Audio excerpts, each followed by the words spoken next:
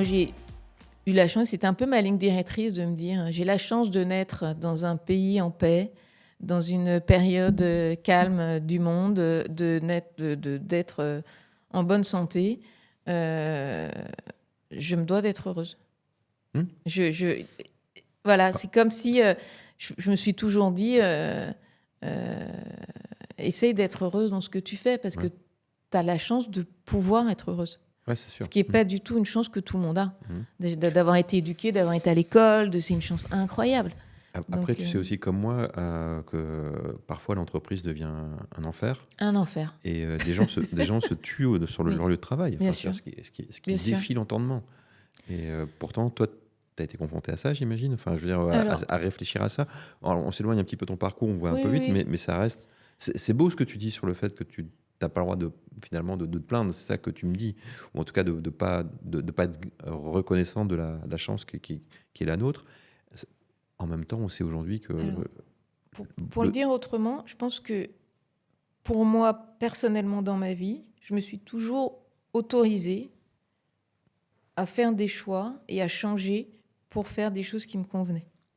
J'ai toujours considéré que c'était plus risqué de ne pas changer que de changer. Et c'est bien pour le métier que tu fais. Voilà, c'est ça. Mais je le pense profondément. Par exemple, tu quittes Orange quand tu es au Firmament. Enfin, quand tu es Je quitte Orange. Je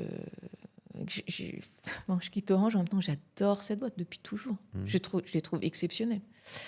Mais c'est en venir sur le burn-out, parce que c'est très intéressant, hein, ce sujet-là qui m'a passionnée il y a 10 ans. Je me suis vraiment passionnée pour ce sujet-là que je trouve terrifiant. Et d'essayer de comprendre qu'est-ce qui se joue. En fait, ce qui se joue, c'est que pendant des années, ce qu'on demandait aux personnes, c'est de mettre leur corps au travail, mais pas leur âme et pas leur cœur. Donc, ils avaient mal partout, ils étaient fatigués, etc. C'était physiquement les ouvriers, les difficile. paysans. Voilà. Mais avec l'ère du service qui est arrivée, on a demandé aux gens de ne pas mettre leur corps au travail, mais de mettre leur âme et leur cœur. On leur a demandé d'aimer leur entreprise. Alors que l'entreprise, c'est une raison sociale, elle ne peut pas aimer en retour. On a demandé aux gens de donner toute leur subjectivité à l'entreprise, de donner tout leur être et toute leur personne. Et on a tous assisté, il y a 10-20 ans, à des grands raouts qui disaient, les patrons qui disaient « je vous aime », les gens qui disaient « ouais, je suis à fond ». Et c'est comme s'ils donnaient à l'entreprise une part d'eux. Et quand on fait ça, quand l'entreprise va bien, ça nous porte.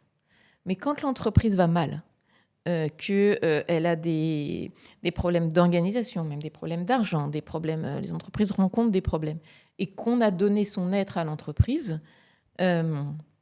les problèmes de l'organisation deviennent nos problèmes à nous. Et donc, la souffrance au travail est la conséquence d'un problème d'organisation du travail massif auprès de personnes qui se sont énormément engagées. Parce qu'on leur a demandé de s'engager pleinement. Et ils se sont engagés pleinement dans des environnements qui n'étaient pas sains. Et c'est ça qui a créé la souffrance au travail. Et c'est pour ça que c'est absolument clé, quand quelqu'un est en burn-out, d'arrêter évidemment de prendre soin de lui, mais surtout d'aller regarder quel est le problème dans l'organisation. Parce que c'est le symptôme que l'organisation est malade. Qui est sur la personne. Donc, il ne faut pas du tout se contenter de prendre soin de la personne. Et quand on a des profils un peu comme j'ai, et Mickaël et Axel aussi d'ailleurs, un peu de passionnés, par contre, il faut être très vigilant à voir à quel endroit on donne cette passion.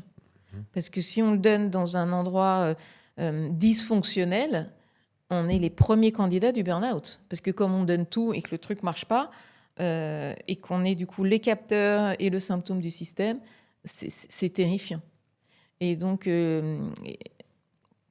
des problèmes d'organisation, d'entreprise, etc., impactent beaucoup plus les personnes que c'était le cas avant. Et je pense que je pourrais vraiment militer, moi, pour ce sujet-là. Enfin, c'est-à-dire m'engager. Je sens que c'est viscéral. Parce que dans ma vie de consultante ces 15 dernières années, j'en ai vu beaucoup. J'en ai vu beaucoup et ça m'a touchée. Ça m'a touchée parce que Sincèrement, j'ai vu plus de femmes que d'hommes. Je ne sais pas si... Je ne connais pas les stats de France, mais plus de clients, de dirigeants, qui ont donné vraiment une partie de leur vie. Ils ont donné leur cerveau, leur intelligence, leur âme, leur cœur à la boîte. Ils l'ont donné pour développer l'entreprise. Ils l'ont donné pour développer leurs collaborateurs. Et une générosité folle de leur part. Ils ont tout donné. Et on leur envoie en retour un dysfonctionnement qui, du coup, les blesse en conséquence.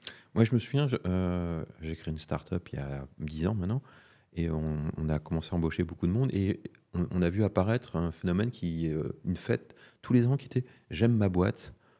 Alors moi, tu vois, c'était ma boîte, moi, même si c'est la mienne, je l'aime pas. Tu vois, je comprenais pas, c'est ce que tu disais en fait, j'avais pas identifié ça, mais c'est-à-dire qu'on me demandait d'aimer quelque chose qui n'est pas aimable en fait. Bah oui. Et je me disais, mais ces gens, moi c'est la mienne, je l'ai créée, donc je peux l'aimer encore, mais eux, ils s'en foutent. Enfin, tu vois, je comprenais pas ce rapport. Et en fait, ce que tu m'expliques, c'est que c'est cette espèce de dichotomie qui fait que, à un moment donné, tu peux claquer, quoi. Enfin, tu peux perdre pied. Oui.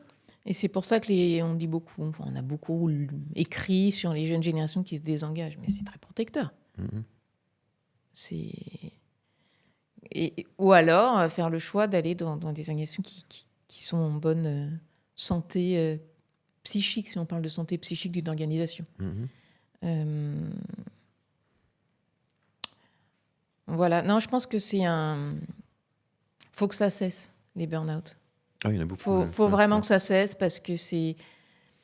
et pour ça, faut vraiment prendre conscience que c'est pas le problème des gens, quoi. C'est pas du tout... C'est vraiment les problèmes d'organisation. Et les gens qui créent ces problèmes-là n'ont même pas conscience, en fait. Ils veulent bien faire.